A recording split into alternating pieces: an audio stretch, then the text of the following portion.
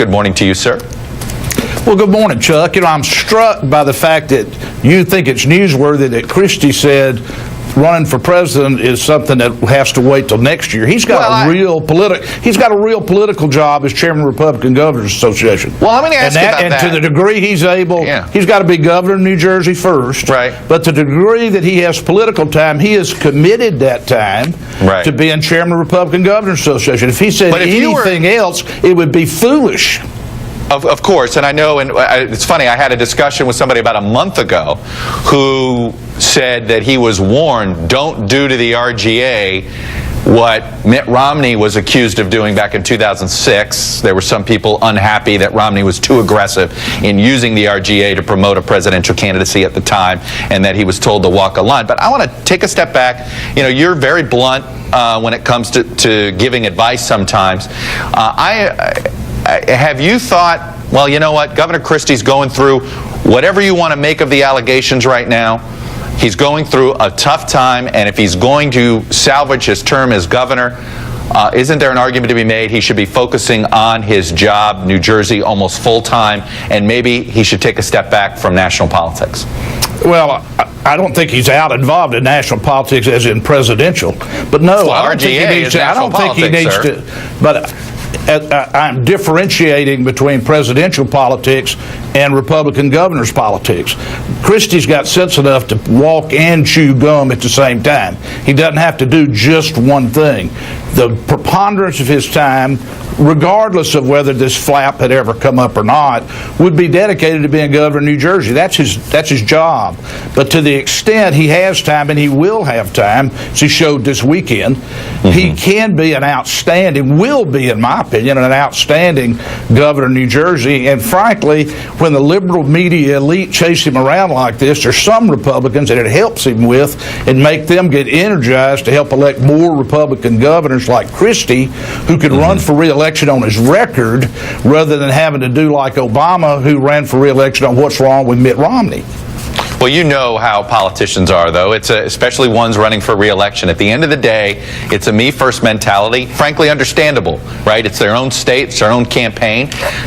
Look at what Lindsey Graham said. He was looking forward to having Chris Christie help him in South Carolina, and he has essentially said, you know what, don't come down here, because if he does, what do you think the entire trip is going to be about, the entire news conference? And he didn't want to have any part of it. If that starts becoming a constant part of the conversation with other Republican governors, other Republican senators, doesn't that then send a message to Governor Christie, you know what, maybe he should take a pause? Well, you know, I haven't seen what Lindsay said, but Lindsay is recognizing this.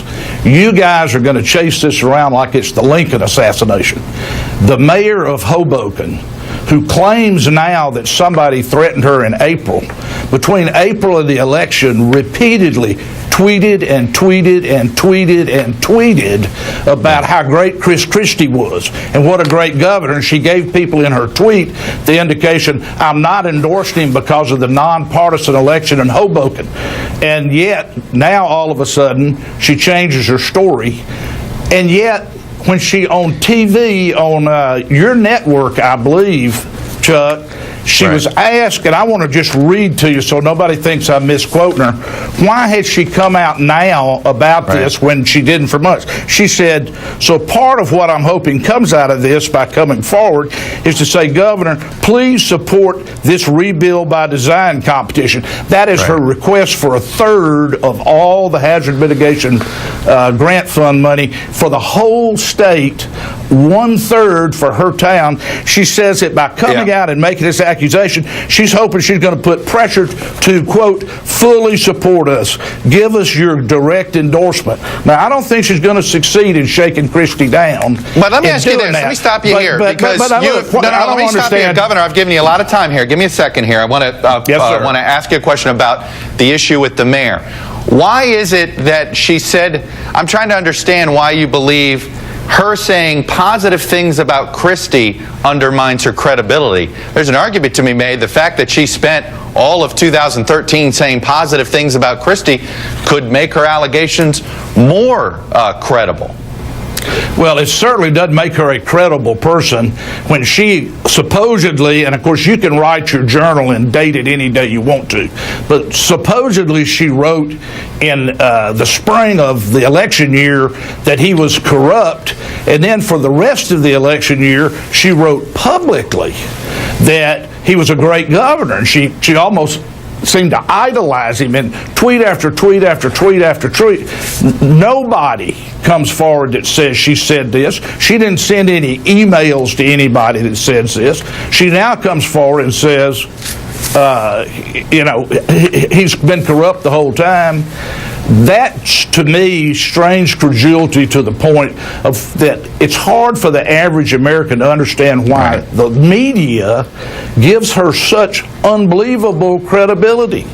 Well, at the end of the day here, it's a federal... I go back, some will argue the same thing with Governor Christie, that folks are giving him. Why are you so sure Governor Christie's side of the story is 100% accurate and her side of the story is 100% false? What evidence do you have, Governor? What the evidence I have is what she said on TV. I'm doing this to put pressure on Christie to support my program. Now, Christie or any other governor, I'm one of the few people Chuck, that's actually been through this with Katrina. Particularly with Katrina stuff, right? Yeah, the idea, and I'm very familiar with the Hazard Mitigation Grant Program, which, by the way, is not a state program. It's a federal program, but it's a FEMA program. If a mayor in Mississippi had asked for 1/3 of the hazard mitigation block grant money that the state got, that person would have been subject to ridicule, run out of town on a rail. But let's look at the other side of the Mayor's Association. All right, I understand that. A third of all the money in the state. I understand. I'm shocked that a mayor would ask for more than they would end up getting. Okay, I'm sure you're shocked too. That's negotiating 101. But when you look at what they actually got, it looks like they got less than what they should have gotten. When you look at Hoboken, I understand that she's being criticized for asking for too much, but what she ended up with, when you look at that, you sit there and say, well, did she end up with her fair share? And that seems to be what's missing here. Well, maybe $70-something million not her fair share. Maybe she thinks, and plus she got another $4.3 million from FEMA for hazard mitigation type programs. So she gets about $75 million. Now, the difference between her and all the other mayors who asked for more than they could get, though I would certainly hope none of them asked for 1/3 of the state's total, is that she went around and tried to make a scandal out of it. I mean, that's the big deal here to me. How can you take seriously that it is scandalous that the governor said, we're willing to help you, but I say the governor said, the governor's actions were consistent with, we're willing to help you, but look, we're not going to give you 1/3 of all the money for the state. That would be ultra irresponsible. Let me ask you, there's some people that took some offense. You called her a lady mayor on CNN. I assume that is not something you meant to say? Well, I didn't mean for it to be taken the wrong way, and somebody wrote me a note about it. I wrote her back and said, thanks for the constructive criticism. You believe that was the wrong thing to say? Is that what you're saying? I don't think it's beneficial. There's certainly no difference between a lady mayor and a man mayor, except in this Christie story, the first person was a mayor who happened to be a man. The second person was a mayor who happened to be a lady, and you don't want to get them mixed up.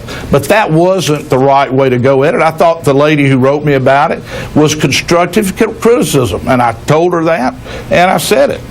All right. Doesn't change a thing about the facts of the story.